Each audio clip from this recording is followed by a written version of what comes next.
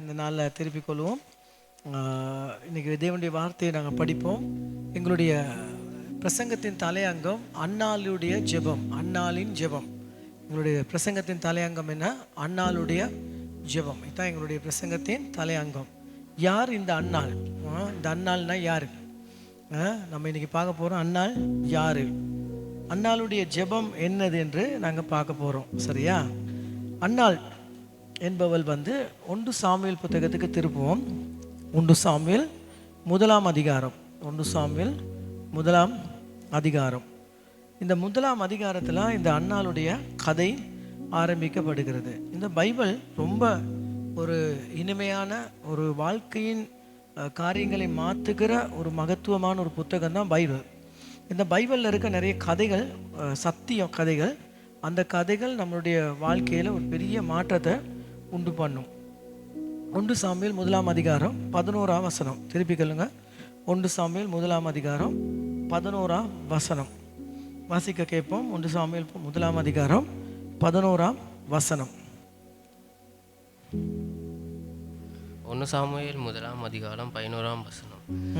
சேனைகளின் கர்த்தாவே, தேவரீர் உம்முடைய அடியாளின் சிறுமையை கண்ணோக்கி பார்த்து உம்முடைய அடியாளை மறவாமல் நினைத்தருளி உமது அடியாளுக்கு ஒரு ஆண் பிள்ளையை கொடுத்தால் அவன் உயிரோடு இருக்கும் சகல நாளும் நான் அவனோடு இருந்து கர்த்தருக்கு ஒப்பு கொடுப்பேன்.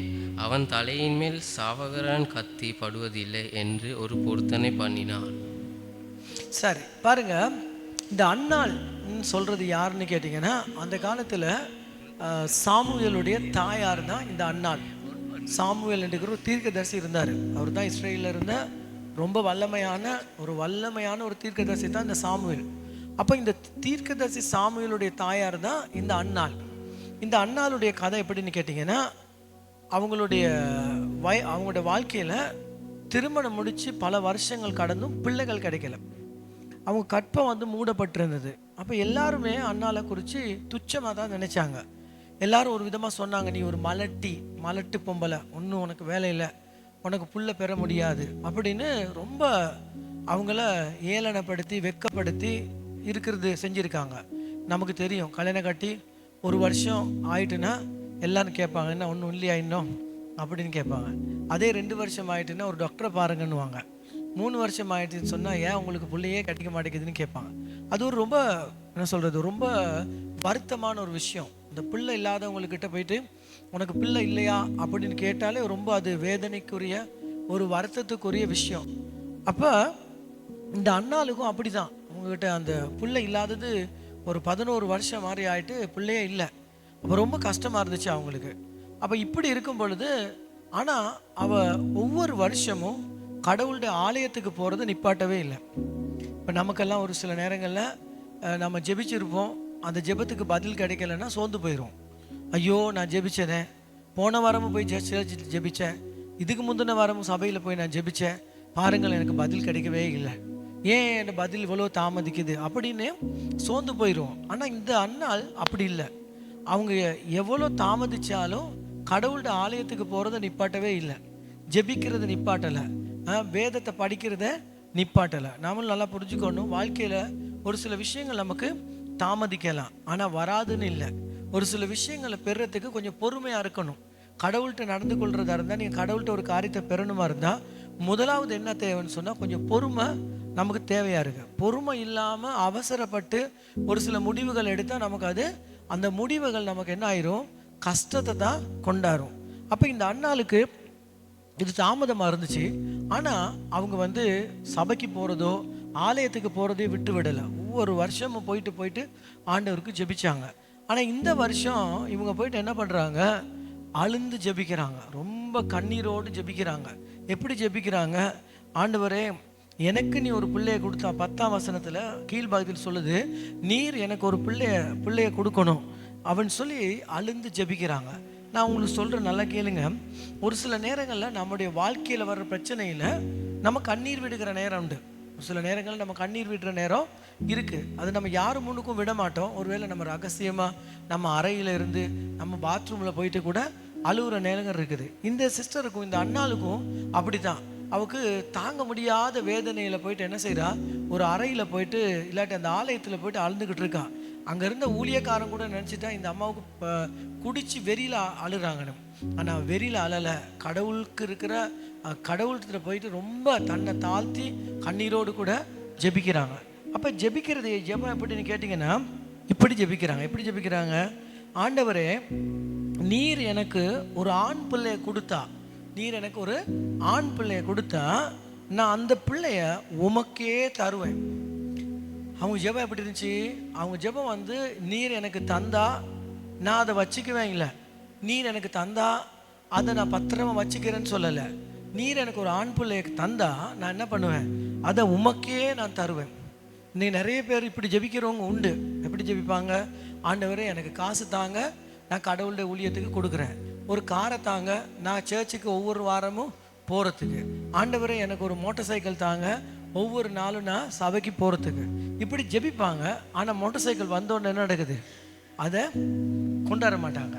இப்போ கார் இல்லாத நேரத்தில் நடந்து வந்தவங்க கார் வந்த பிறகு என்ன செய்வாங்க? சபைக்கு வராமே போயிடுவாங்க. ஏன்னா இப்போ கார்ட இது போயிட்டு. ஆனால் இந்த அம்மா அப்படி இல்லை, இந்த சகோதரி அப்படி இல்லை. அவள் சரியாக ஜெபிக்கிறா. எப்படி ஜெபிக்கிறா? ஆண்டவரே, நீர் எனக்கு ஒரு ஆண் குழந்தையை கொடுத்தா நான் அந்த பிள்ளையை உமக்கே கொடுப்பேன். இன்றைக்கும் நம்ம வாழ்க்கையில் நம்ம வாங்குறவர்களாக மட்டுமல்ல, கொடுக்குறவங்களாக இருக்கணும். ஆமென். கடவுள்கிட்ட எப்பொழுதுமே நம்ம கேட்குறவங்கள மட்டும் இருக்கக்கூடாது, ஆண்டவர் கொடுக்கும் பொழுது அதை கொடுக்குறவங்களா இருக்கணும். கடவுள் நமக்கு ஒன்று கொடுக்குறாரு, நமக்கு ஒரு மனைவியை கொடுக்குறாரு, நமக்கு ஒரு குடும்பத்தை கொடுக்குறாரு, நமக்கு ஒரு தொழிலை கொடுக்குறாரு, நமக்கு ஒரு சம்பாதிக்கிற பலத்தை கொடுக்குறாரு. அது எல்லாத்தையும் ஏன் கொடுக்குறாரு தெரியுமா? நீங்கள் ஆண்டவருக்கும் கொடுக்க. ஆமென். தசம பாகம் நம்ம சொல்கிறோம். என்ன தசம பாகம்? கடவுள் எனக்கு கொடுத்ததை கொண்டு கடவுளுக்கு நான் கொடுக்குறேன். தசம பாகம் நம்ம ஆண்டவருக்கு கண்டிப்பாக கொடுக்கணும், ஊழியத்துக்கு கொடுக்கணும். ஏன்? கர்த்தர் நமக்கு கொடுக்கும் பொழுது நம்ம கொடுக்குறவங்களா இருக்கணும். கொடுக்கும் பொழுது தான் கர்த்தர் திருப்பி திருப்பி கொடுத்துக்கிட்டே இருப்பார். ஆமென். நீங்கள் கொடுக்கும் போது கர்த்தர் என்ன செய்கிறார்? முதலாவது நமக்கு கொடுப்பது கர்த்தர், ரெண்டாவது அவர் கொடுத்ததை வச்சு தான் நம்ம அவருக்கு கொடுக்குறோம். எத்தனை பேருக்கு நான் சொல்கிறது விளங்குது? அவர் கொடுக்காம நமக்கு கொடுக்கலாம், அவர் நமக்கு கொடுத்து தான் நம்ம என்ன செய்கிறோம்? கொடுக்குறோம். அதை தாவீது அழகாக சொன்னார், ஆண்டவர்கிட்ட பெற்று ஆண்டவருக்கு கொடுக்குறேன்னாரு. நான் யார்கிட்ட பெறுறேன்?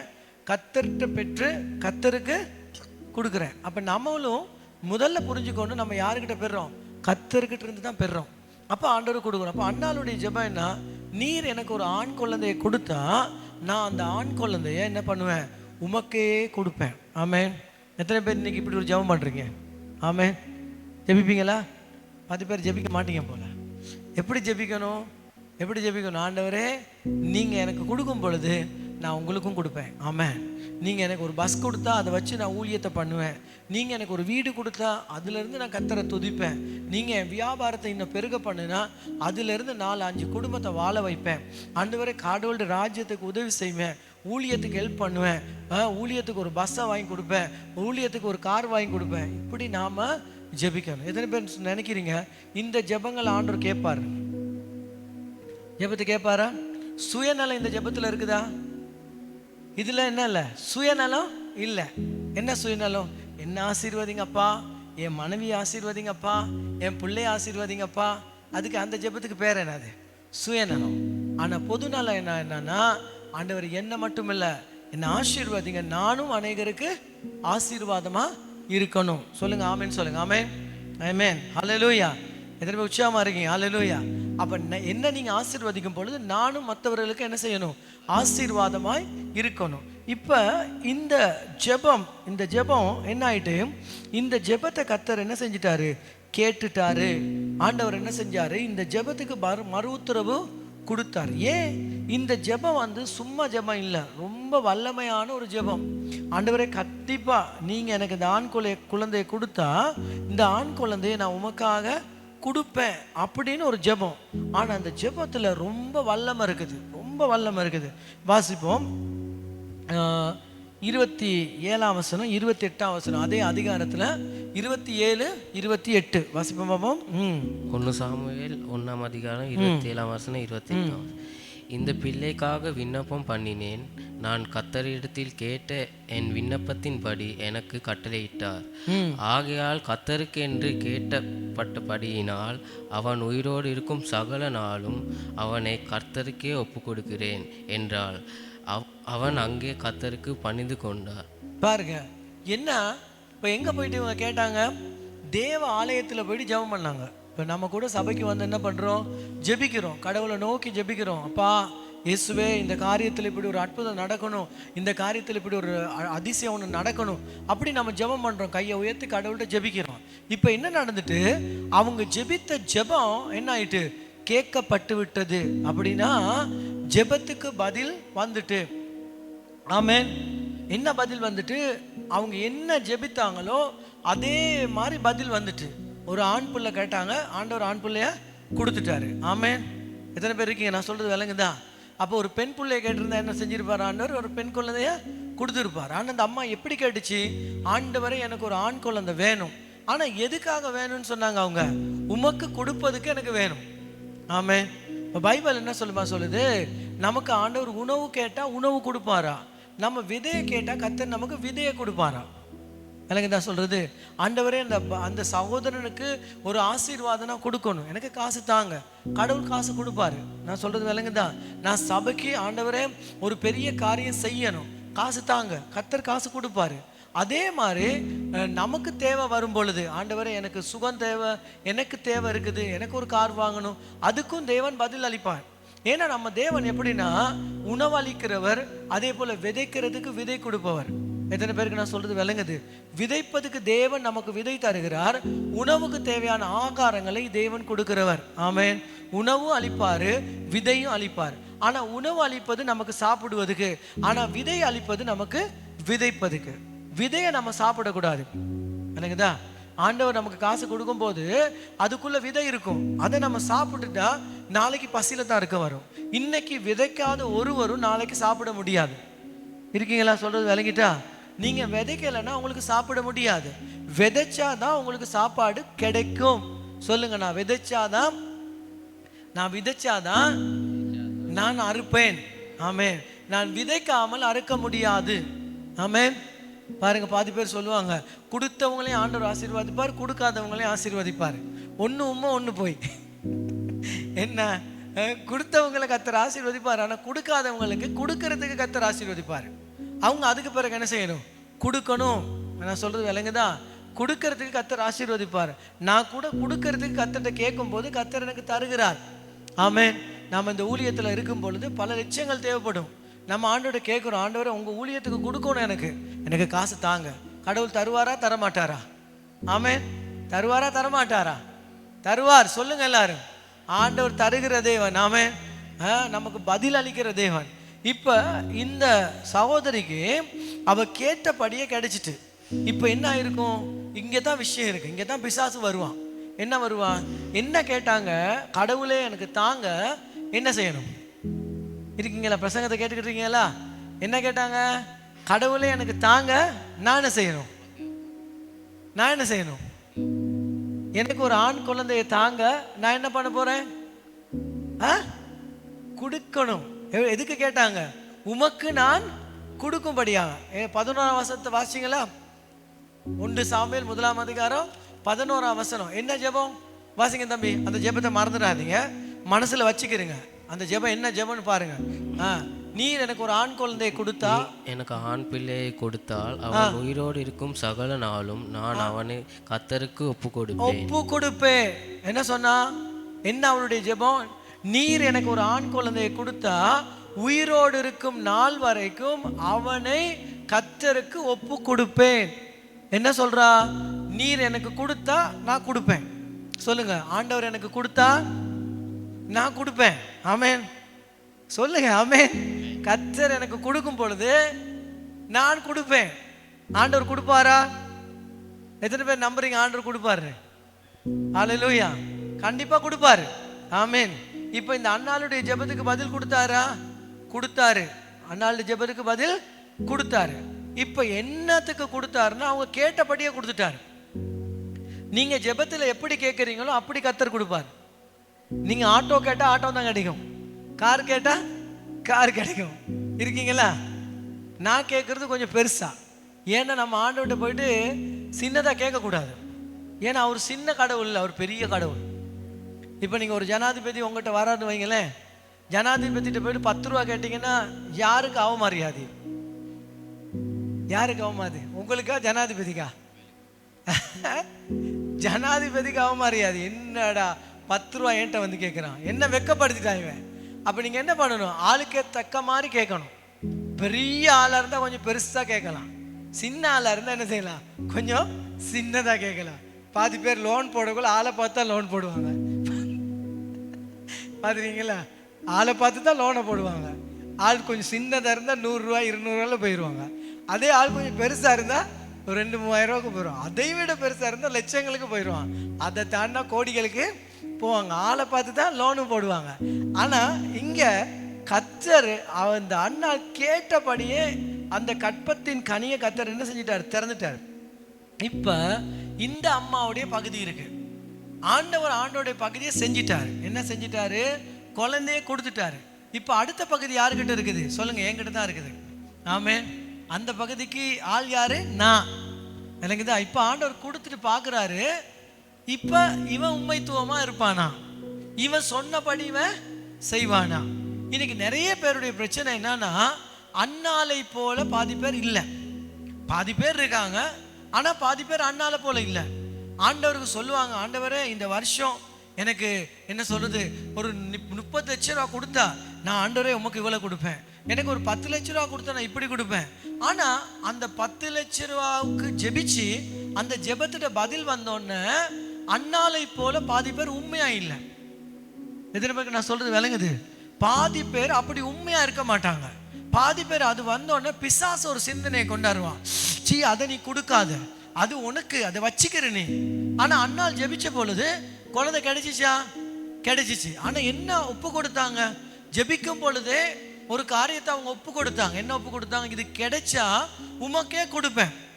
அல்லங்க தான் சொல்றது, நீர் இதை எனக்கு தந்தா நான் உமக்கு நான் திருப்பி தருவேன். பாருங்க, இதான் முக்கியமான விஷயம். ஆண்டவரே இந்த மாசம் சம்பளம் கிடைச்சா தசம பாகத்தை கொடுப்பேன். சம்பளம் கையில வந்தோடனே அப்பதான் பிசாசு பேசுவான். என்ன பேசுவான்? பத்தியா, உனக்கு இந்த மாசம் பாரு கரண்ட் பில் போன மாசத்தை விட கூடிட்டு, இந்த மாசம் பாரு உன் செலவு கூடிட்டு, இந்த மாசம் பாரு நீ போன மாசமும் எங்கேயும் சாப்பிட போகல, இந்த மாசமாவது நீ போயிட்டு எங்கேயாவது ஒரு கடையில், நல்ல கடையில் போயிட்டு ஒரு நல்ல சாப்பாடு சாப்பிடணும். யாரு கொண்டாடு? சோதனை. பிசாசு சோதனை கொண்டாடுவான். ஆனா நம்ம அந்த இடத்துல தான் கடவுள்கிட்ட நம்ம கேட்டு நம்ம ஒப்பு கொடுத்தோம் பாருங்க, அதை நிறைவேற்றணும். ஜெபத்துல நம்ம ஒரு காரியத்துக்கு எங்களை ஒப்பு கொடுத்துருக்குறோம். எத்தனை பேருக்கு நான் சொல்றது விளங்குது? ஆமென். ஒரு காரியத்துக்காக நம்ம ஒப்பு கொடுப்போம். இந்த ஜெபத்துல இதை சொல்லுவோம், ஆண்டவரே நான் இப்படித்தான் செய்வேன், இப்படித்தான் போவேன். ஆனா அந்த காரியத்துல நாம உண்மையா இருக்கணும். கடவுள் நம்மகிட்ட என்ன எதிர்பார்க்குற அர்த்தமா? உண்மைத்துவம். நீங்க எந்த அளவுக்கு கர்த்தருக்கு உண்மைத்துவமா இருப்பீங்களோ அந்த அளவுக்கு கர்த்தர் உங்களை மேன்மைப்படுத்துவார். அந்த அளவுக்கு நீங்க சிறந்து வாழ்வீங்க. 10 ரூபாய்க்கு உண்மையா இருந்தீங்கன்னா கடவுள் 100 ரூபாய்க்கு கொண்டு போற. நீங்க 100 ரூபாய்க்கு உண்மையா இருந்தீங்கன்னா பல கோடிகளுக்கு கர்த்தர் உங்களை அப்படியே ஸ்டெப் பை ஸ்டெப் கர்த்தர் உங்களை கொண்டு போவார். சொல்லுங்க, எல்லாரும் கையை உயர்த்தி ஆமேன்னு சொல்லுங்க. ஆமென். கர்த்தர் உண்மையுள்ள தேவன், அவர் உண்மையுள்ளவர். அதே மாதிரி நாமளும் என்ன பண்ணணும்? உண்மையா இருக்க வேண்டும் ஆண்டவருக்கு. ஆமென். ஆண்டவருடைய காரியத்துல நம்ம ரொம்ப உண்மைத்துவமா இருக்கணும். பாதி பேர் ரொம்ப உண்மைத்துவம், ஆனா பாதி பேர் இன்னும் உண்மைத்துவமா ஆக வேண்டியவங்க இருக்காங்க. இப்ப இந்த அம்மா, இந்த அண்ணாள் வந்து இப்ப இந்த குழந்தை பால் குடிச்சு முடிஞ்ச பிறகு தேவ ஆலயத்துக்கு கொண்டு போகணும். ஏன்னா சொல்லிட்டாங்களே. அதுக்கு என்ன சொல்லுவாங்க? நம்ம அந்த சின்ன வயசுல எல்லாம் வந்து ஒரு ஆடு வளர்க்கும் போது, அந்த காலத்துல இந்த கிராமம் பக்கத்துல இருக்கவங்க எப்படி வளர்ப்பாங்கன்னு சொன்னா, ஒரு ஆட்டு குட்டி போடுன்னா, ஒரு ஆடு ஒரு 2-3 குட்டி போடுன்னு வைங்களேன், அவங்க சொல்லுவாங்க, இந்த முதல் குட்டியை நான் கொண்டு போயிட்டு இதை சாமிக்கு கொடுப்பேன் அப்படின்வாங்க. சாமிக்கு கொடுப்பேன்னு வளர்ப்பாங்க. ஆனா அதை அவங்க வெட்டி சாப்பிட மாட்டாங்க. ஏன்னா ஒரு பயம், தேவ குத்தம் வந்துடும் அப்படின்னு. அந்த குட்டி நல்லா வளர்ந்து கடாவா மாறின பிறகு அப்படியே கொண்டு போயிட்டு கொடுத்துருவாங்க. இது இஸ்ரவேல் ஜனங்கள் அப்படியே இருந்துச்சு. அவங்க வந்து ஆடு வளர்க்கும் பொழுது, மாடு வளர்க்கும் பொழுது, கோழி வளர்க்கும் பொழுது முதல் இதுகளை வளர்த்து அதை வேர் பிரித்து வளர்ப்பாங்க. இதுக்கு தான். இதை நமக்கு எடுக்கக்கூடாது. 10 கோழி வளருதுன்னா ஒரு கோழி நல்ல கோழி அதை அவங்க பிரிச்சுடுவாங்க ஆண்டவருடைய ஆலயத்துக்குன்னு. அதை வந்து அந்த ஒரு நாள் வரும், அந்த நாளில் அது நல்லா வளர்ந்து வந்த கோழியை கொண்டு போயிட்டு சர்ச்சுக்கு கொடுத்துட்டு வந்துடுவாங்க. இப்போ என்னன்னு கேட்டால் 10 கோழி இருந்தாலும் எல்லாத்தையும் சாப்பிட்ருவாங்க. 10 கோழியை ஒன்று சுப்பை வச்சு சாப்பிடுவாங்க, இன்னொன்று வந்து கறியாக்கி சாப்பிடுவாங்க, இன்னொன்று பொரிச்சு சாப்பிடுவாங்க. கோழி எல்லாத்தையும் துண்டு துண்டாக சாப்பிட்டு ஒன்றுமே ஆண்டவருக்கு இருக்காது. ஆனால் அந்த காலத்தில் அப்படி இல்லை. ஒரு மரத்தில் கனி வந்துட்டுன்னு சொன்னால் அது வர்ற கனியை அப்படியே பிரித்து வேற வச்சிருவாங்க, அதே மரத்தில் வைப்பாங்க. ஒரு பேப்பரை போட்டு சுற்றிக்கிது ரொம்ப பத்திரம் பண்ணி வைப்பாங்க. அது பழுக்க வரைக்கும் பார்த்துக்கிட்டு இருப்பாங்க. பழுத்தோன்னே என்ன செஞ்சிருவாங்க, இப்போ தானே நம்ம சபையில் வந்து காசெல்லாம் கொண்டு போடுறோம். அந்த காலத்தில் அப்படி காசு இருக்காது. ஒரு காலங்களில், ஒரு கொஞ்சம் காலங்களுக்கு முன்னாடி அப்போல்லாம் என்ன இருக்குன்னா, காணிக்கைன்னு சொல்லி தசம பாகம் என்ன வரும், மாங்காய், தேங்காய், அரிசி, விளங்குதா, பேரை, கொய்யா, இதெல்லாம் கொண்டாந்து வைப்பாங்க. அதான் கொண்டாந்தாங்க ஆண்டவருடைய ஆலயத்துக்கு. இப்போ அப்படி கொண்டாடுறதுக்கு தேவையில்லை. ஏன்னா இப்போ எல்லாம் காசாக மாறிட்டு நம்ம என்ன சொல்கிறோம், நான் காசாக தரேன், நீங்கள் வாங்கிக்கிறீங்க, என்ன வேணுமோ அதை நீங்கள் சபையில் வாங்கிக்கிறீங்க. ஆனால் முன்ன அப்படி இல்லை, கொண்டு வந்து கொடுத்தாங்க. அப்போ இந்த மாதிரி இப்போ இந்த அம்மா முதல் பங்கை யாருக்கு கொடுக்கணும்னு நினச்சிட்டாங்க, கர்த்தருக்கு கொடுக்கணும்னு நினச்சிட்டாங்க. இப்போ நீங்கள் என்கிட்ட கேட்கலாம், ஆமாம் நம்ம ஆண்டவருக்கு கொடுக்கறதுனால இந்த ஜெபத்தின் ஜெபத்துக்கு பதில் வந்துட்டு இப்போ அதைப்படி செஞ்சால் நமக்கு என்ன நடக்கும், நம்ம எப்படி வரலாம், எப்படி இருக்கலாம் அப்படின்னு நமக்கு கேட்கலாம். நான் உங்களுக்கு சொல்கிறேன், இந்த அம்மா உண்மைத்துவத்தோடு கூட இந்த அண்ணாள் வந்து தன்னுடைய கணவன் கேட்குற, உனக்கு இது முடியுமா செய்ய, உனக்கு ரொம்ப கஷ்டமாக இருக்குதே, பிள்ளை எப்படி கொண்டு போயிட்டு நீ தேவாலயத்துக்கு கொடுப்பேன். அங்கே ஏலின்னு ஒரு தீர்க்கதரிசி இருக்கார், அவருடைய வீட்டுக்கு கொண்டு போய் இந்த பையனை கொடுத்துடணும். அதுக்கு பிறகு அவர் எடுக்க முடியாது, அவரையே ஆலயத்திலே தான் இருப்பான், வீட்டுக்கு வரமாட்டான். அப்படியே ஆலயத்துக்கு கொண்டு போயிட்டு கொடுத்துடணும். கொடுக்கும் பொழுது இந்த அம்மாவுக்கு எப்படி இருந்திருக்கும், கொஞ்சம் கஷ்டமாக இருந்திருக்கும் தானே, உள்ளத்துக்கு கொஞ்சம் வேதனையாக இருந்திருக்கும். எப்படா பெத்த பிள்ளைய கொண்டு போயிட்டு, முதல் பிள்ளை 12 வருஷத்துக்கு பிறகு இந்த பிள்ளை கிடைச்சிருக்கான், எப்படி நான் அந்த பிள்ளைய கொடுக்குறதுன்னு கொஞ்சம் யோசனையாக இருந்திருக்கும்.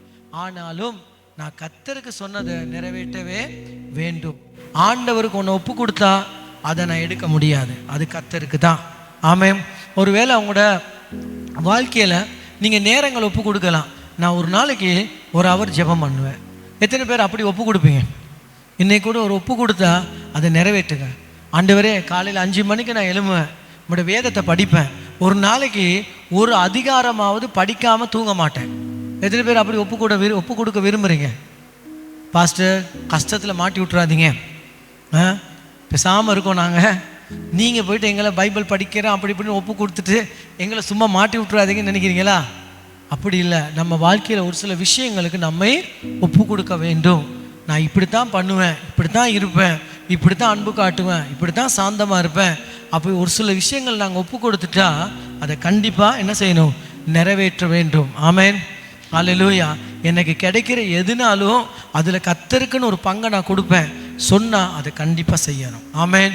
அது செய்ய வேண்டும். ஏன்னு கேட்டால் அது வந்து விசேஷமாக அந்த தசம பாகம், அதுக்கு பிறகு அந்த நன்கொடை கொடுக்கறதெல்லாம் அது கடவுள் நமக்கு சொன்ன ஒரு விஷயம், நமக்கு ஆசீர்வாதமாக இருப்பதுக்காக. இப்போ என்ன நான் சொல்ல வரேன், இவங்க சொன்னதுனால என்ன செஞ்சிட்டாங்க, சொல்லி ஜெபிச்சபடியே சொல்லிட்டாங்க. 10 பேர் ஜெபம் பண்ணுவாங்க, ஆண்டவரே எனக்கு கொடுத்தா நான் கொடுப்பேன், எனக்கு கொடுத்தா நான் செய்வேன், எனக்கு கொடுத்தா செய்வேன் ஜெபிப்பாங்க. ஆனால் ஜெபத்துக்கு பதில் வந்தோன்னே வரவே மாட்டாங்க, செய்யவே மாட்டாங்க, கடவுளுக்கு உண்மைத்துவமாக இருக்கவே மாட்டாங்க. ஆனால் இந்த அண்ணாள் அப்படி இல்லை, அவங்க ஜெபிச்சாங்க, பதில் வந்துச்சு, அடுத்தது என்ன செஞ்சாங்க, அப்படியே கொண்டு போயிட்டு தேவாலயத்தில் அவங்க கொண்டு போயிட்டு என்ன செஞ்சிட்டாங்க, கொடுத்தாங்க.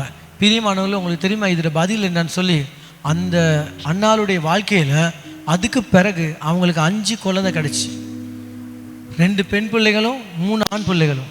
கர்த்தர் எவ்வளோ ஆசீர்வதிச்சார் பாருங்க. நீங்கள் கொடுக்க ஆரம்பிக்கும் பொழுது கடவுள் என்னத்தமா செய்வார், திருப்பி கொடுப்பார். நீங்கள் எதை ஆண்டவருக்கு சிறந்ததை தெரிஞ்சு கொண்டு போய் கொடுக்குறீங்களோ அதை கர்த்தர் கொடுப்பார். நான் சொல்கிறது விளங்குதா? ஒரு பிள்ளைய கொடுத்தாங்க, கர்த்தர் என்ன செஞ்சார், 5 பிள்ளைங்களை கொடுத்தாரு. ஆமென். எத்தனை பிள்ளை? 5 பிள்ளை கொடுத்தாரு. இன்றைக்கி நான் சொல்கிறேன், 5 இல்லை 5000 காரியங்கள் அளவுக்கு ஆண்டவர் உங்களுடைய பிளஸ் பண்ணுறதுக்கு காரணமாக இருக்கும். ஆனால் ஒன்று விஷயம், ஆண்டவருக்கு ஒன்று சொன்னால் அதை கண்டிப்பாக நம்ம வாழ்க்கையில் செய்ய பழகணும். ஆமென். அதுதான் இந்த அண்ணாளுடைய ஜெபம் பாருங்க. அதுக்கு பிறகு என்ன நடந்துச்சுன்னு கேட்டிங்கன்னா, 5 பிள்ளைங்களை கர்த்தர் ஆசீர்வதிச்சது மட்டும் இல்லை, இந்த சாமுவேல், அவருடைய பேர் என்னது, சாமுவேல். இந்த மகனுடைய பேர் என்னன்னா சாமுவேல். இந்த சாமுவேல் சொல்கிறவன் பாருங்க, இதை சொல்லி நான் உங்களுக்கு முக்கியமாக சொல்கிறேன். இந்த சாமுவேல் சொல்கிற பையன், இந்த அம்மா கடவுளுடைய ஆலயத்துக்கு கொண்டு போய் இந்த பையனை கொடுக்கும்போது அந்த ஊரில் அந்த தேசத்தில் எல்லா பிள்ளைகளும் கெட்டு போயிருக்காங்க.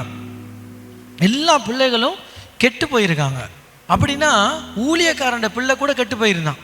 அந்த தேசத்தில் ஏலின்னு சொல்லி ஒரு ஊழியக்காரர் இருந்தார். ஏலி அவர் மகா ஆசாரியர், அவர் ஒரு பெரிய ஆசாரியர். இன்னைக்கு பாஸ்டர்ட பிள்ளைங்கன்னு சொல்லுவாங்க தானே, பாதி பேர் சொல்லுவாங்க பாஸ்டர்ட பிள்ளைங்களை பாருங்க அப்படின்னு. அந்த மாதிரி அந்த காலத்தில் அந்த ஊழியக்காரனுடைய பிள்ளையெல்லாம் கெட்டு போயிருந்துச்சு, எல்லாம் கெட்டு போயிட்டு. அவனுங்க என்ன பண்ணுறானுங்கன்னா, சபைக்கு கொண்டாந்து கொடுக்குறாங்க தானே, பலி கொடுக்கறதுக்கு கொண்டாடுறாங்க, ஆடு குருவி பறவைகள்லாம் கொண்டாடுறாங்களே, அதை திருடி சாப்பிட்றானுங்க அவனுங்க. அந்த பாஸ்டரோட பிள்ளைங்க எல்லாம் திருடனுங்க. எங்கே திருடுறானுங்க நீ பார்த்தீங்கன்னா, சேர்ச்சுக்குள்ளே திருடுறானுங்க. நான் சொல்கிறது உங்களுக்கு விளங்குதா? அவனுங்க எங்கே திருடுறானுங்க, சபைக்கு வர்ற பணத்தில். இப்போ இந்த நம்ம நினைப்போமே, இந்த பாக்ஸில் நம்ம இப்போ வாங்குறோம் தானே, தசம பாகம்லாம் எடுக்கிறோம் தானே, அதை கையை போட்டு இவனுங்க திருடிட்டு போயிடுறானுங்க. யார் திருடிட்டு போகிறா? பாஸ்டரோட பிள்ளைங்க, அதான் ஏலிட பிள்ளைங்க. அவனுங்க பட்ட திருடனுங்க. அந்த தேசத்தில் பெரிய ஒரு துக்கத்துக்குரிய விஷயம். அந்த காலத்தில் தான் இந்த அம்மா என்ன பண்ணுறாங்க, அண்ணாள் தண்ட மகனை கொண்டாந்து ஆண்டவருடைய ஆலயத்துக்கு ஒப்பு கொடுக்குறாங்க. சொல்லுங்கள் ஆமேன்னு சொல்லி. ஆமே. இன்றைக்கி உங்கள் பிள்ளைகள் நீங்கள் நல்லா ஞாபகம் வச்சுக்கொள்ளுங்க, நீங்கள் பிள்ளைகளை விசுவாசிக்கிறதா இருக்கலாம், பிள்ளைங்க கிடைக்கணும்னு விரும்புகிறதா இருக்கலாம். ஆனால் உங்களோட பிள்ளைங்களை நீங்கள் என்ன பண்ணணும், கர்த்தருக்கு ஒப்பு கொடுக்க வேண்டும். இந்த பைபிள் சொல்லுது என்ன தெரியுமா, உன் பிள்ளையை கர்த்தருக்கு ஒப்பு கொடு, சிறிய வயசுலேயே ஒப்பு கொடு, வயது வரும் பொழுது தேவ வழியிலே அவன் நடப்பான், பாவ வழியில் நடக்க மாட்டானான். ஆமேன். எங்கே ஒப்பு கொடுக்கணும்? சின்ன வயசுல. இந்த அம்மா பால் குடிச்சு முடியும் பொழுது எங்கே கொண்டு வந்து ஒப்பு கொடுத்துட்டாங்க? கடவுளுடைய ஆலயத்துக்கு ஒப்பு கொடுத்துட்டாங்க. எத்தனை பேர் சொல்கிறீங்க, பிள்ளைகள் வயிற்றில் வளரும் பொழுதே நீங்கள் ஆண்டவருக்கு ஒப்பு கொடுக்கணும். பிள்ளைகள் வயிற்றில் வளரும் பொழுது அவங்களுக்கு சத்தியத்தை பேசணும். ஆண்டவருக்கு ஒப்பு கொடுத்துருக்க ஐயா உன்னே. ஆமே.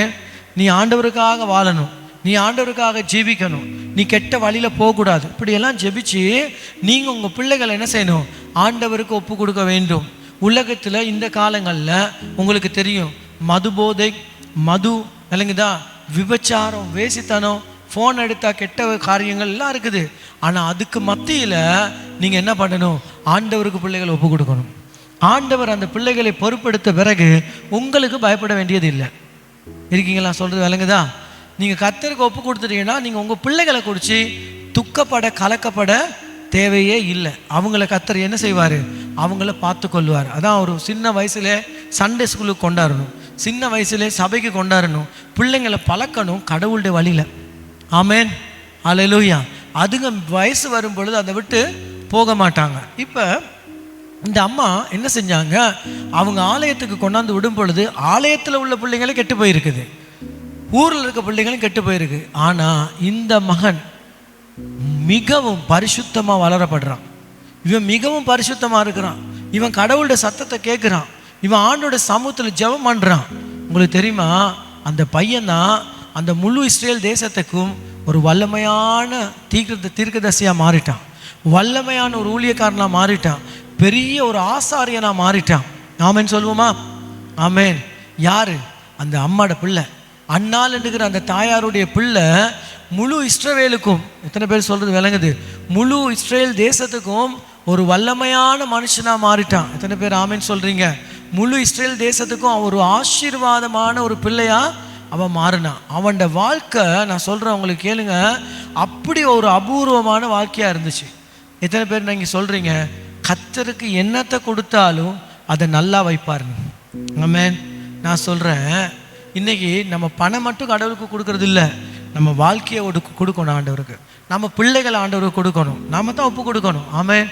நம்முடைய எதிர்காலத்தை ஆண்டவருக்கு ஒப்பு கொடுக்கணும், நம்முடைய குடும்பத்தில் இருக்கிற எல்லா காரியத்தையும் கர்த்தருக்கு ஒப்பு கொடுக்கணும், என் வீடை ஒப்பு கொடுக்கணும், எனக்குரிய வாகனங்களை ஒப்பு கொடுக்கணும். ஆண்டவர் எல்லாமே, நானும் எனக்கு உள்ளான எல்லாத்தையும் அப்பா உமக்கு நான் ஒப்பு கொடுக்குறேன், நீங்கள் நல்லவர் ஆண்டவரே, உங்கள் கையில் என் வாழ்க்கையை ஒப்பு கொடுக்கும் பொழுது என் வாழ்க்கை வளமான ஒரு வாழ்க்கையாக நீர் மாற்ற வல்லமை உள்ளவர். பிரியமானவர்களே பாருங்க, ஆண்டவருடைய கையில் ஒப்பு கொடுத்தா என்ன நடக்கும்? ஆண்டவர் அதை நலமாக்குறது மட்டுமல்ல, அதை தேவன் என்ன செய்வாராம், பெருக பண்ணுவாராம். ஹல்லேலூயா. உங்களுக்கு ஞாபகம் இருக்கா, இயேசு கிறிஸ்து 5000 பேருக்கு சாப்பாடு கொடுக்கணும். ஆனால் அந்த 5000 புருஷர்கள் இருந்தாங்களாம், அம்மா பிள்ளைங்கள் எல்லாம் இருந்திருப்பாங்க, ஒரு 20000 பேர். ஆனால் ஒரு விஷயம் என்ன தெரியுமா, அங்கே இருந்த 5000 பேர் குடும்பங்கள் இருந்து கூட எந்த குடும்பத்துலேயும் ஒருத்தர் கூட இயேசு என்ன இருக்கு உங்கள் கையில் என்ன இருக்குன்னு கேட்கும்போது யாருமே கொடுக்கல. இருந்தவங்கள ஒருத்தவங்க கூட கொடுத்தாங்களா முன்னுக்கு வந்து, ஆமாம் எனக்கிட்ட இருக்குது, எனக்கிட்ட ஒரு அப்பம் இருக்குது, எனக்கிட்ட ஒரு மீன் இருக்குது, எனக்கிட்ட ஒரு பான் இருக்குது, யாராவது கொண்டு வந்து கொடுத்தாங்களா? யாருமே கொடுக்கல. ஆனால் ஒரு சின்ன பையன் என்ன சொன்னான், எனக்கிட்ட இருக்குது, எனக்கிட்ட என்ன இருக்குது, 5 அப்பமும் 2 மீன் இருக்குது. பாருங்க எவ்வளோ துணிச்சலோட ஒரு பையன் வர்றான் வெளியில். அவ்வளோ பேருக்கும் என்ன இருந்துச்சு, நம்ம இருக்கிறத கொடுத்தா இன்னைக்கு நான் பட்டினியாக இருக்க வரும். எல்லாரும் என்ன நினச்சிக்கிட்டு இருந்தாங்க, கொடுக்கக்கூடாது. விளங்குதா? அவங்களுக்கு எல்லாம் என்ன நினைவு, கொடுக்க கூடாது, நான் கொடுத்தா இன்னைக்கு நான் பட்டினியாக இருப்பேன், கொடுக்கக்கூடாது. ஆனால் ஒருத்தனுக்கு ஒரு துணிச்சல் வந்தது. என்ன துணிச்சல்? நான் கொடுக்குறேன், எனக்கிட்ட என்ன இருக்குது, 2 மீன் 5 அப்பம், அதை நான் பயப்படாமல் என்ன செய்ய போகிறேன், இயேசு சுவாமியோட கையில் கொடுக்க போகிறேன். இன்றைக்கி நான் சொல்கிறேன், இந்த உள்ளம் உங்களுக்குள்ளே இருக்குமா இருந்தால் நீங்கள் தான் கண்டிப்பாக ஆசீர்வதிக்கப்பட்டவங்க. இந்த கொடுக்கக்கூடாதுன்னு ஒரு உள்ளம் இருக்குன்னா அது பிசாசுட உள்ளம். கொடுக்கணும்னு ஒரு உள்ளம் வந்துச்சா அது கடவுளுடைய உள்ளம். ஆண்டவுடைய உள்ளம் எப்படி தெரியுமா, அவர் வந்து அவருடைய வாழ்க்கையே நமக்கு கொடுத்தாரு. இயேசு சுவாமி அவருடைய ரத்தத்தையே நமக்கு கொடுத்தாரு. அவர் நமக்காகவே தன்னை நமக்காகவே ஒப்பு கொடுத்தாரா இல்லையா? ஆமென். சிலுவையிலே நம் பாவங்களுக்காக, நம்முடைய கண்ணீருக்காக, நம்ம கவலைகளுக்காக இயேசு கிறிஸ்து தன்னையே ஒப்பு கொடுத்தார். நான் சொல்கிறேன், இன்றைக்கி உங்கள் வாழ்க்கையில் நீங்கள் எதை கொடுத்தாலும் ஆண்டவருக்கு நீங்கள் ஒரு நாளும் குறைவடைய மாட்டீங்க. நான் சொல்கிறேன், கொடுக்காமல் இருக்கிறவங்கள பார்க்கலாம் கொடுத்தவங்க தான் வளமாக வருவாங்க, வெற்றியாக வருவாங்க. யாருன்னா கொடுக்குறவங்க. நான் சொல்கிறேன் கேளுங்க, கொடுக்காதவங்க வந்து வளமாக வர முடியாது, செழிக்க முடியாது, மற்றவங்களுக்கு ஆசீர்வாதமாக வாழ முடியாது. அந்த சின்ன பையன் அவன் வந்து ரொம்ப அதிகாரத்தோடு மிகவும் பயம் இல்லாமல் துணிச்சலோடு வந்து சொன்னான், எனக்கிட்ட 2 மீனும் 5 அப்பங்கள் இருக்குது. துணிச்சலாக சொன்னான், எனக்கிட்ட இதான் இருக்குது, நான் தாரேன், யார் கொடுக்காட்டி எனக்கு பிரச்சனை இல்லை, நான் கொடுக்குறேன். நான் சொல்கிறேன், இன்றைக்கி ஒரு ஆள் நீங்களாக இருக்கலாம், உங்களுக்குள்ள அப்படி ஒரு உள்ளம் வந்துச்சுன்னா அது வந்து தேவனுடைய உள்ளம். உங்களை கொண்டு கர்த்தர் வந்து ஆயிரக்கணக்கான மக்களை போஷிப்பார். ஒரு பையன் அன்னைக்கு 20000 பேருக்கு போஷித்தானா இல்லையா? ஆமென். 20000 பேருடைய வயிற்று பசியை போக்குனா ஒருத்தன். ஒரு பையனுக்கு முடியுமா இருந்தது 20000 மக்களுடைய வயிற்றின் பசியை போக்குவதற்கு தேவன் அவனுடைய அப்பத்தையும் அவனுடைய மீனையும் பயன்படுத்தி அங்கிருந்த எல்லா குறைகளையும் நிறைவாக்கினார். நான் சொல்கிறேன், ஒரு ஆள் நீங்கள் ஒரு உள்ளத்தில் ஆழத்தில் விசுவாசிச்சா என்னுடைய இருக்கிறது இதுதான், ஆனால் நான் பயப்பட மாட்டேன், நான் கர்த்தருக்கு கொடுப்பேன், என் வாழ்க்கையை நான் கர்த்தருக்கு கொடுப்பேன், நான் பயப்பட மாட்டேன், நான் ஒளிய மாட்டேன், நான் முன்னுக்கு வந்து கொடுப்பேன்னு சொல்லி நீங்கள் வந்தீங்கன்னா நான் சொல்கிறேன், உங்கள் ஒரு ஆளை வச்சு கடவுள் பெரிய காரியம் செய்வார். எத்தனை பேர் நம்புறீங்க? அது பெரிய காரியம். ஸ்மால் திங் அல்ல, பிக் திங்ஸ், பெரிய காரியம். ஹல்லேலூயா, ஆமென். சொல்லுங்க, எங்க ஆண்டவர் பெரியவர். ஆமென். சொல்லுங்க எல்லாரும் வாயை திறந்து, ஆண்டவர் பெரியவர், எங்க இயேசு சுவாமி பெரியவர். சொல்லுங்க, இயேசு சுவாமி பெரியவர், என்னை கொண்டு பெரிய காரியங்களை செய்வார். ஆமென். சிறியவன் எனக்குள் இருந்து பெரிய காரியங்களை செய்ய வல்லவர் அவர். சொல்லுங்க, சிறியவன் எனக்குள் இருந்து பெரிய காரியங்களை செய்ய அவர் வல்லவர். வாயை திறந்து சொல்லுவோம், சிறியவன் எனக்குள் இருந்து அவர் பெரிய காரியங்களை செய்ய வல்லவர். சிறியவனாயிருக்கிற எனக்குள் இருந்து என் தேவன் பெரிய காரியங்களை செய்ய வல்லவர். எல்லாரும் சொல்லுங்க ஆண்டவருக்கு ஆமென். ஹல்லேலூயா. கண்டிப்பாக அவர் உங்களை வச்சு செய்வார். ஆமென். ஒன்றுமே இல்லாதவனை, ஒன்றும் இல்லாமல் ரோட்டில் உட்காந்து இருந்தவனை வச்சு கடவுள் பெரிய கோடீஸ்வரனா மாற்றி இல்லாத எளியவர்களுக்காக கொடுக்க நம்ம இயேசு வல்லவர். ஆமென். ஹல்லேலூயா. கடவுள் உங்களை வாழ வச்சு மற்றவங்களை உங்களை கொண்டு வாழ வைப்பார். அதில் கிடைக்கிற சந்தோஷம் இந்த உலகத்தில் வேற எதுலேயும் கிடைக்காது. சொல்லுங்க ஆமென். சொல்லுங்க, அதில் கிடைச்ச சந்தோஷம் உலகத்தில் வேற எதுலேயுமே கிடைக்காது. ஆமென். நீங்கள் மற்றவங்கள வாழ வச்சு பாருங்கள், அதில் கிடைக்கிற சந்தோஷம் உங்கள் வாழ்க்கையில் வேறு எதுலேயுமே கிடைக்காது. ஆமென். மற்றவங்களுக்காக ஜெபிச்சு பாருங்கள், மற்றவங்களுக்காக ஊழியம் செஞ்சு பாருங்கள், அதில் ஒரு சந்தோஷம் கிடைக்கும் பாருங்க. இந்த உலகத்திலே அதை எங்கேயுமே பெற முடியாத சந்தோஷம், மகிழ்ச்சி உங்களுக்கு வரும். ஹல்லேலூயா. நான் சொல்கிறேன், இந்த அம்மாவுக்கு பாருங்க ஆண்டவர் எப்படி கொடுத்துட்டாரு. ஆனால் இவங்க சாக இருந்தவங்க தான். பாதி பேர் ஜெபிப்பாங்க. எப்படி ஜெபிப்பாங்க தெரியுமா? ஆண்டவரே, எனக்கு உயிர் கொடுத்தா நான் உமக்காக வாழ்வேன், எனக்கு உயிர் கொடுத்தா நான் உமக்காக வாழ்வேன். ஆனால் உயிரெல்லாம் கிடைச்ச பிறகு ஆண்டவருக்காக வாழ மாட்டாங்க. அவங்க ஞாயிற்றுக்கிழமை போல் அடிப்பாங்க, சபைக்கு வரவே மாட்டாங்க. சொல்லுவாங்க, ஆண்டவரே எனக்கு உயிர் கொடுத்தா நான் சாகும் வரைக்கும் இயேசுவின் பின்னால் நானும் செல்வேன், திரும்பி பார்க்க மாட்டேன், திரும்பி பார்க்க மாட்டேன். ஜெபம் பண்ணி சொல்லுவாங்க ஆரம்பத்தில், நீர் என்னை ஆசீர்வதித்தால் இயேசுவின் பின்பாய் நானும் செல்வேன், திரும்பி பார்க்க மாட்டேன். என்ன நடந்துருது? கொஞ்ச காலம் போகுது, ஆளை திரும்பி நாங்கள் பார்க்க வேண்டியதாக இருக்குது. ஆளை காணையில், எங்கடா திரும்பி பார்க்க மாட்டேன்னு சொன்னான், இப்போ நம்ம அவனை திரும்பி பார்க்கணும். எங்கடா அவனை காணையிலையே, ஞாயிற்றுக்கிழமை வர மாட்டேங்கிறானே. ஒரு முறை ஒரு கதை, ஒரு ஆள் சபைக்கு வந்தாராம், ரொம்ப ஏழையாக இருந்தாராம், ரொம்ப கஷ்டம், குடிசை வீட்டில் தான் இருந்தாராம். அப்போ சபைக்கு வந்து ரொம்ப ஜெபிப்பாராம். காலையில் 7 மணிக்கு ஆராதனை, 6 மணிக்கு வந்துடுவாராம். சபையை கூட்டி பெருக்கி எல்லாம் பண்ணி அவ்வளோ பக்தியாக தான் இருப்பாராம். அப்படியே இருக்கும்போது கொஞ்சம் பொடியங்க இருந்தாங்க, கொஞ்சம் வளர்ந்து வந்துட்டாங்க. அந்த சபைக்கு வந்து ஒரு வெளிநாட்டுக்காரர் வந்து இவரை பார்த்துட்டு, இவருக்கு இந்த சபையில் இந்த மனுஷன் இருக்க உண்மைத்துவத்தை பார்த்துட்டு அவர் சொன்னார், அவங்க மூத்த பையனை நான் வெளிநாட்டுக்கு எடுக்கிறேன் அப்படின்னு. அப்போ அவர் எல்லாம் செலவழித்து இங்கிலாந்து தேசத்துக்கு எடுத்துட்டாரான். அவன் பையன் போயிட்டு நல்லா கை நிறைய சம்பாதிக்கிறானாம், பணமாக இப்போ வீட்டுக்கு அனுப்புகிறானாம். இவரும் வீட்டெல்லாம் உடைச்சி அந்த குடிசை வீட்டெல்லாம் மாற்றி இப்போ 2 மாடி கட்டடத்தில் உள்ள பெரிய வீடு கட்டிட்டாராம். கட்டிட்டு பெரிய தாப்பெல்லாம் போட்டுட்டாராம் சுற்றி வர. அது பார்த்ததுக்குன்னு ஒரு 4 நாயும் எடுத்துட்டாராம். சரியா?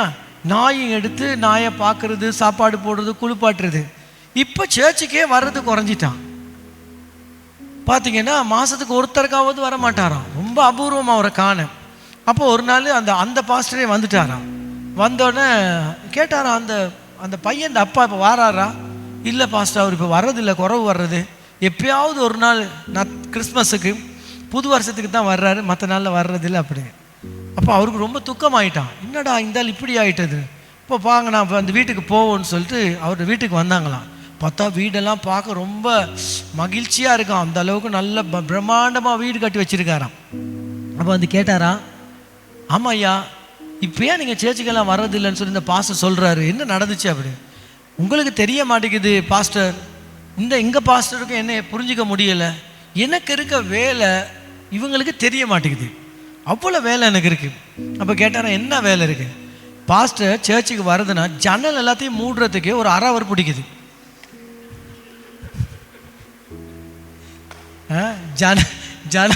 ஜன்னல் கதவெல்லாம் மூடி வர்றதுக்கு ஒரு அரை அவர் ஆகுது. இந்த வீட்டை விட்டு வெளியே வரக்குள்ள இந்த 4 நாய்க்கு சாப்பாடு போடுறதுக்கு 15-20 நிமிஷம் ஆயிடுது.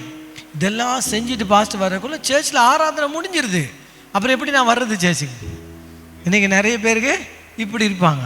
ஜெபம் கேட்கப்பட்டுன்னு சொன்னால் பொருத்தனை மறந்துடுவாங்க. நான் என்ன சொல்ல வரேன் தெரியுமா? உயிரை கர்த்தர் கொடுக்கறது ஏன் தெரியுமா? அவருக்காக வாழ.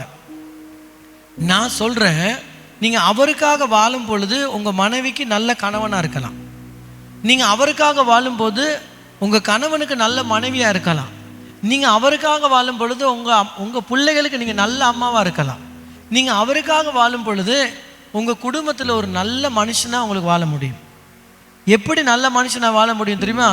கர்த்தருக்காக வாழுகிறவன் ஒரு நல்ல கணவனாக இருப்பான், கர்த்தருக்காக வாழுகிற ஒரு மனைவி நல்ல மனைவியாக இருப்பாங்க. புரிஞ்சுட்டா சொல்கிறது? நீங்கள் கர்த்தருக்காக வாழ்ந்தீங்கன்னா ஒரு நல்ல பிள்ளையாக இருப்பீங்க. எப்போ ஒரு மனுஷன் ஆண்டவருக்காக வாழலை அப்படி நினைக்கிறானோ அவன் நல்ல ஆளே கிடையாது. ஆண்டவருக்காக வாழ்கிறவன் பொய் செய்ய மாட்டான், ஆண்டவருக்காக வாழ்கிறவன் வஞ்சகம் பண்ண மாட்டான், ஆண்டவருக்காக வாழுகிறவனுக்கு தில்லு முள்ளு பண்ணலாம். நம்ம ஏன் தில்லு முள்ளு பண்ண முடியலை? கடவுளுக்காக வாழும் பொழுது தில்லு முள்ளு பண்ணிக்கிட்டு இருக்கலாம். நம்ம உலகத்துக்காக மற்றவனுக்காக வாழ்ந்தால் பொய்யெல்லாம் விடுவோம், அவனை காப்பாற்றுறதுக்காக நம்ம 1000 பொய் சொல்லுவோம். பார்த்துருக்கீங்களா? பாதி பேர் பொய் சொல்கிறாங்க. ஏன்? அவங்களுக்காக இல்லை, மற்றவங்களுக்காக பொய் சொல்லுவாங்க. அவங்க நம்மக்கிட்ட வந்து சொல்லுவாங்க, நான் இங்கே வேலை செய்கிறேன்னு சொல்லிடவே வேணாம், நம்ம பொய் சொல்லுவோம். ஏன்? அவர் நமக்கு சொல்லிட்டாரு, அவரை காப்பாற்றணும், அதுக்காக நம்ம பொய் விடுவோம். அவங்க அங்கே வேலை இல்லை, ஏன் பொய் சொன்னோம்? அவரை காப்பாற்ற. ஆனால் ஆண்டவருக்காக வாழ்ந்தவன் எந்த காரணத்தை கொண்டு பொய் சொல்ல மாட்டான். அவனுக்கு தெரியும், நான் யாருக்காகவும் வாழலை, இந்த உலகத்தை நான் வாழ்கிறது யாருக்காக? என் கர்த்தருக்காக வாழ்கிறேன். நான் ஒரு நல்ல அப்பாவாக இருக்க தெரியும் எனக்கு, நல்ல அம்மாவாக இருக்க தெரியும், நல்ல பையனாக இருக்க தெரியும் எனக்கு. எத்தனை பேர் சொல்கிறீங்க ஆமேன்னு சொல்லி? இப்போ பாருங்கள், அதனால தான் நான் சொல்கிறேன், நிறைய பேர் பொருத்தனையின் ஜெபங்களை நிறைவேற்றுறது கிடையாது. பொருத்தனை பண்ணுவாங்க, ஆண்டவரே எனக்கு அது தந்தா. 10 பேர் உயிர் போகக்குள்ள கூட பொருத்தனை பண்ணுவாங்க. உயிர் வந்தந்த போய்கிட்டு இருக்கும். பார்த்துருக்கேன் நான் 10 பேரை உயிர் போகக்குள்ள ஜெபம் பண்ணுவாங்க, ஆண்டவரே இந்த ஒரு வருஷம் எனக்கு உயிரை கொடுங்க, உமக்காக நான் வாழ்கிறேன், ஜெபம் பண்ணுவாங்க. ஆனால் உயிர் வந்த பிறகு யாருக்காகவோ வாழ்வாங்க, சிகரெட்டுக்காக வாழ்வாங்க, இல்லைங்கதா, சாராயத்துக்காக வாழ்வாங்க, கடவுளுக்காக வாழ மாட்டாங்க. ஏன்னா பொருத்தனையை 10 பேர் நிறைவேற்றுறதில்லை. ஒருத்தருக்காக காலையிலையும் சொல்லிக்கிட்டு இருந்தேன், ஒரு மனுஷன் இருந்தார், வெள்ளை வேனில் கடத்திட்டு போயிட்டாங்க. இப்போ ஒரு 4-5 வருஷத்துக்கு முன்னே, அது கொஞ்சம் மேலே தான் போல், கொள்ளையை கொண்டு போயிட்டாங்க. 3 மாதம் உள்ளுக்கு இருந்தார், எங்கே இருக்காருன்னு தெரியலை. கடைசி ஒரு நாள் ராத்திரி அபரனை காட்டுக்கிட்ட கொண்டு போயிட்டாங்க, கண்ணை கட்டி வெடி வைக்க போகிறாங்க.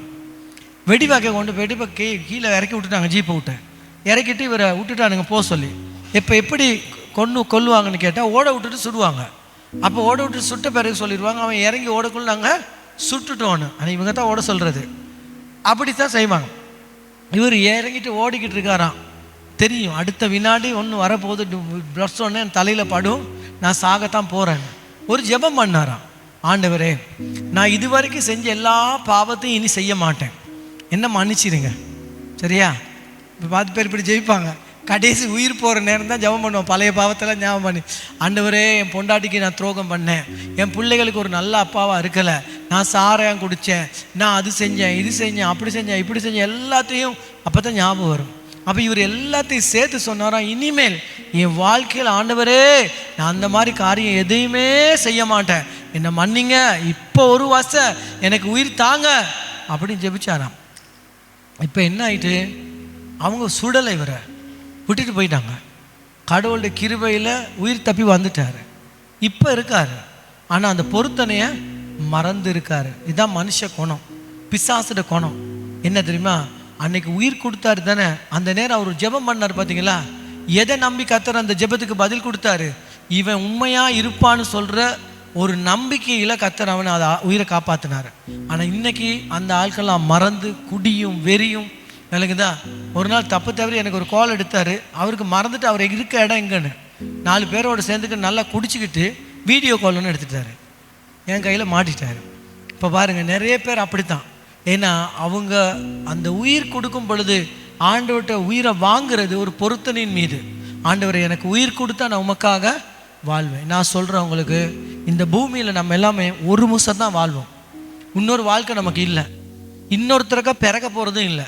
ஒரு மனுஷன் 1 வருஷம் பிறப்பான், 1 வருஷம் இந்த பூமியில் வாழ்வான், 1 வருஷம் கர்த்தர் இடத்துல போகலாம். இந்த வாழ்க்கையில் 1 வருஷம் நம்ம கடவுளுக்காக வாழணும். எத்தனை பேர் சொல்கிறீங்க ஆமேன்னு சொல்லுங்க? இந்த 1 வருஷம் இந்த பூமியில் பிறந்த 1 வருஷம் எதையாவது ஒன்று கடவுளுக்காக செய்யணும்.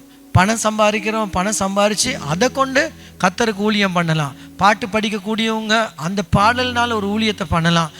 சுவிசேஷம் அறிவிக்கிறவங்க சுவிசேஷம் என்கிற ஊழியத்தை பண்ணலாம். ஜெபிக்கிறவங்க ஜெபம் என்கிற ஊழியத்தை பண்ணலாம். ஏதாவது ஒரு ஊழியத்தை செய்யணும். சொல்கிறது கேளுங்க, பெராக்கு பார்க்க நீங்கள் இருக்கக்கூடாது. பாதி பேர் என்னன்னா வருஷம் முழுவதும் போயிட்டு மற்றவங்க செய்கிறத பார்த்துக்கிட்டே இருப்பாங்க, தான் வாழ்க்கையில் எதையுமே செய்ய மாட்டாங்க. ஆனால் ஆண்டவர் விரும்பலை நீங்கள் பெராக்கு பார்க்கறதுக்கு. கடவுள் விரும்புகிறாரு, நீயும் எனக்காக எதையாவது ஒன்று செய்யணும், ஏன் நாமத்தின் மகிமைக்காக நீயும் ஒரு காரியத்தை செய்ய வேண்டும். எத்தனை பேர் நான் சொல்கிறது விளங்குது? ஆமென். நான் சொல்கிறேன், இன்றைக்கி அநேக மக்கள் நன்றி, கர்த்தர் செய்த நல்லதின் நன்றியை நிறைய பேர் மறந்துடுறாங்க. ஆனால் இன்றைக்கி நாம் நன்றி மறக்காதவர்களாக வாழணும். இயேசு கிறிஸ்து ஒரு முறை 10 குஷ்டரோகிகளை சுகமாக்கினார். 10 பேரை சுகமாக்கிட்டு சொன்னார், நீ இப்படியே தேவாலயத்துக்கு போ, அங்கே போயிட்டு ஆசாரியன் இருப்பான், அவங்ககிட்ட போயிட்டு காட்டு. அந்த காலத்தில் இந்த காலம் மாதிரி இல்லை. டாக்டர்கிட்ட போய் நம்ம நோய் சுகமாயிட்டான்னு செக் பண்ணுவோம். அந்த காலத்தில் அந்த நோய் சுகமானா டாக்டர்கிட்ட போக மாட்டாங்க. டாக்டர் இருக்காரா தெரியல, எங்கே போவாங்க? ஆசாரியன்ட்ட போய் ஆசாரியன்ட்ட போய் காட்டுறான், பாருங்க நான் குஷ்டரோகமாக இருந்தேன், எப்படி இருக்குன்னு பாருங்க. அவன் ஆசாரியன் செக் பண்ணி பார்த்தா அவன்கிட்ட குஷ்டமே இல்லை, ஃபுல்லாக சுகமாயிட்டானுங்க. 10 பேரும் ஃபுல்லாக ஹீல் ஆயிட்டான். கடைசியில் என்ன நடந்துச்சு? ஒரே ஒருத்தன் வாரான் இயேசுக்கிட்ட. என்னத்துக்கு வந்திருக்கான்? ஏன் வாரான் இயேசுக்கிட்ட? சுகத்தை கொடுத்ததுக்காக நன்றி சொல்லுவதுக்கு. அப்பா என்னை சுகமாக்குனதுக்காக நன்றி. என் குஷ்டமெல்லாம் போயிட்டு. அந்த காலத்தில் குஷ்டம் என்கிற நோய்க்கு மருத்துவமே இல்லை. அது பயங்கரமான ஒரு நோய். அந்த குஷ்டத்தில் ஒரு சில குஷ்டங்கள் இருக்குது, இந்த சரீரத்தில் விரல்லாம் கரைஞ்சி போயிடும். அப்படியே சரீர உறுப்புகள் கரைஞ்சிரும். கை விரல் அப்படியே ஒவ்வொன்றா கரைஞ்சி தண்ணி ஆயிடுவாங்க. அப்படியாப்பட்ட ஒரு நோயிலிருந்து இயேசு அவர்கள் 10 பேர் என்ன செஞ்சார்? சுகமாக்குனாங்க. ஆனால் ஒரே ஒருத்தன் தான் வந்தான். இயேசு அவனை பார்த்து கேட்குறாரு, எங்கடா மற்ற 9 பேர் எங்கன்னு கேட்குறாரு. எங்கே போயிட்டானுங்க? 9 பேர் காரியம் சரி வந்தோன்னு நன்றி சொல்ல இல்லை. எல்லாரும் அவன் வீட்டுக்கு போயிட்டான். நன்றி சொல்ல ஒருத்தனும் வரல. இன்னைக்கு நிறைய பேருக்கு என்ன இருக்குது? தண்டை வேலை இருக்குது. கடவுளுக்காக உதவி செய்யணும்னு சொல்கிற உணர்வுகள், எண்ணங்கள் இல்லை. நான் சொல்கிறேன், அந்த ஒரு மனுஷனுடைய இதயம் நல்ல இதயம். ஆமேன். ஒருத்தன் இதயத்தில் என்ன இருந்துச்சு? நன்றி, உள்ளத்தின் நன்றி நிறைந்து இருந்தது. நான் சொல்கிறேன், கடவுள் நமக்கு செய்த காரியத்தை குறித்து நன்றி உணர்வு இருக்க வேண்டும். நான் எங்கே இருந்தேன், எப்படி இருந்தேன், கர்த்தர் என்னை எப்படி வச்சிருக்கிறாரு, அவருக்கு அப்படியே ஒரு நன்றி உணர்வோடு கர்த்தரை துதிக்க வரணும். ஏன் ஞாயிற்றுக்கிழமை சபைக்கு வர்றோம்? நன்றி உணர்வோடு தேவனை துதிப்பதுக்கு. ஆமேன்னு சொல்லுங்க. ஆமேன்.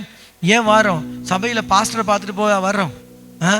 பாஸ்டரை பார்த்துட்டு பாஸ்டர் நல்லா இருக்கீங்களா, நானும் நல்லா இருக்கிறேன், அதையா சொல்லிட்டு போய் வர்றோம்? இல்லை, நன்றி உணர்வோடு கர்த்தரை துதிக்க வரோம். ஆமென். அவர் எனக்கு எத்தனையோ நன்மைகளை செய்தார். ஆபத்து நாட்கள் நடக்கும் பொழுது கர்த்தர் என் ஜீவனை காப்பாற்றினார். கொரோனா ஒரு பக்கம் போச்சு, மரணம் ஒரு பக்கம் போணுச்சு, உணவில்லாத பிரச்சனை ஒரு பக்கம் போச்சு. கர்த்தர் எல்லாத்திலிருந்து என்னை காத்து உணவளிச்சு ஆரோக்கியத்தை கொடுத்து உடைகளை கொடுத்து இன்னைக்கு நல்லா வச்சிருக்காரு. அவரை துதித்து பாட போற்ற தான் வர்றோம். ஆமென். ஐயா, உங்களுக்கு நன்றி சொல்ல வந்திருக்கோம், உங்கள் நாமத்தை உயர்த்த வந்திருக்கோம். ஏன்னா எங்கள் தலைமுடியெல்லாம் நீங்கள் எண்ணி வைத்திருக்கீங்க, உங்கள் கண்ணின் கண்மணியை போல் எங்களை காத்தீங்க. உங்களை துதிக்க, உங்களை பாட, உங்களை புகழ தான்ப்பா உங்கள் சபைக்கு வந்திருக்கோம். ஆமென். எத்தனை பேர் அப்படி வந்தவங்களுக்கு சும்மா இருக்க இயலாது. அவங்க என்ன பண்ணுவாங்க? கத்தி பாடுவாங்க, கை தட்டுவாங்க, சத்தம் இடுவாங்க, கூக்குரல் இடுவாங்க, ஆமேன்னு சொல்லுவாங்க. ஏன்னா இந்த நன்றி உள்ளத்தில் வந்தோடனே இந்த கை கால் எல்லாம் சும்மா இருக்காது. பார்த்துருக்கீங்களா? 10 பேருக்கு வந்தால் இப்படி கல் மாதிரி இருப்பாங்க, அசையவே மாட்டாங்க. யார் துதிச்சாலும் அவங்க துதிக்கவே மாட்டாங்க. ஏன்? நீ உள்ளத்தில் ஒன்றும் வரல.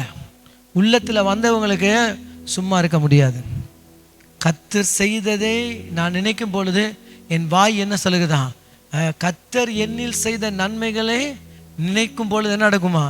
நன்றி உள்ள கர்த்தர் என்னில் செய்த நன்மை யாவும் நினைத்தால் என்னுள்ளம் பொங்குதே, ஆட்பாரிப்பேன் என்றும் அல்லேலூயா துதிப்பேன் என்ற ரட்சகரே. அப்படித்தானே? அப்படியே எப்படி இருக்குது? அப்போ எல்லாரும் சேர்த்து சொல்லுமா?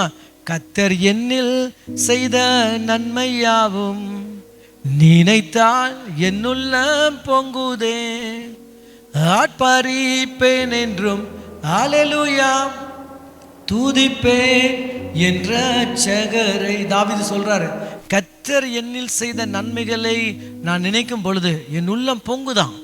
எத்தனை பேர் சொல்றீங்க உள்ளம் பொங்குதுன்னு? ஆமேன். சாக போன உங்களை காப்பாத்திருக்காரு, உள்ளம் பொங்குதா? ஆமேன். இல்லையா? அடி வாங்கி இருந்தீங்க, கர்த்தர் காப்பாத்தினார், உள்ளம் பொங்குதா? அவர் செய்த நன்மைகளை நினைக்கும் போது உள்ளங்கள் என்ன செய்தான்? பொங்குதான். வீட்டில் இருக்க முடியல, வேலை செய்ய முடியாது. ஞாயிற்றுக்கிழமை நாளில் என்ன வருது? உள்ளம் பொங்குது. பாதி பேத்துக்கு பொங்கலை, பால் பொங்காம வராது, துதி வராது. ஏன் வராது? பொங்கலை தம்பி உள்ளுக்கு. இப்போ எல்லாம் மங்கி போயிருக்குது. பொங்கலை இப்போ எல்லாமே அணுந்து போயிருக்குது. பொங்குனவங்களுக்கு இருக்க முடியாது. என்னைக்கு ஆண்டவர் நமக்கு செய்த நன்மைகளை நினைக்கிறவங்களுக்கு சும்மா இருக்கவே முடியாது. பணத்தை பார்க்கவே மாட்டான், நேரத்தை பார்க்கவே மாட்டான். விளங்குதா? அவன் எவ்வளோ தூரமாக இருந்தாலும் வருவான். ஆமென். என்ன என்ன அர்ப்பணிப்பும் பண்ணுவான். பஸ் ஒரு பஸ் இல்லை 3 பஸ் பிடிச்சாவது வருவான். ஏன்? கர்த்தர் என்னில் செய்த நன்மைகளை நினைக்கும் பொழுது என் உள்ளம் பொங்குது. ஒரு காலத்தில் நான் 20 கிலோமீட்டர் ஒரு இடத்துக்கு ஒரு கூட்டத்துக்கு போயிட்டோம். எங்களுக்கு தெரியாது இவ்வளோ தூரம்னு. போகிறது எப்படியோ போயிட்டோம். பார்த்தா கூட்டம் முடிஞ்சிட்டு 10 மணி ஆகிட்டு முடிஞ்சோன்னு வெளியே வந்து பார்த்தா அந்த ஊர்லேருந்து பஸ்ஸே இல்லை, ஒரு காடு. அது அப்போ தான் யோசிக்கிறேன் எப்படிடா வீட்டுக்கு போகிறதுன்னு. பொங்கலை போயிட்டோம். போனோன்னு தான் தெரியுது எப்படி திரும்பி வீட்டுக்கு வர்றதுன்னு.